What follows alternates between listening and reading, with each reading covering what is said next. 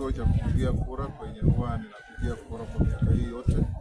Nimepiga kura yangu kama mwananchi na natarajia matokeo iwe kutoka kama saa 1 saa 2 hivi, kwa sababu ni station moja katika hizi Chwele Kabuchai ward ambao wana station 21 pekee yake, na warai wananchi wajitokeze kwa wingi kupiga kura, kurudi nyumbani kungojea matokeo, na vitengo vya usalama na wasihi kuhakikisha ya kwamba kila mahali, sio tu hapa Chwele Kabuchai, katika Kenya mzima, kutoka Banisa, Baringo, Kasipul, Ugenya, Turkana, tuko na uko Kisii,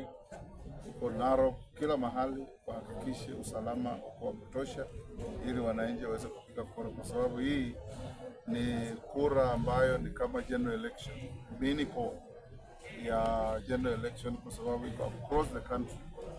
Tunataka kuona kwamba IEBC yenye tumeweka juzi inaajibika vilivyo kusaidia wananchi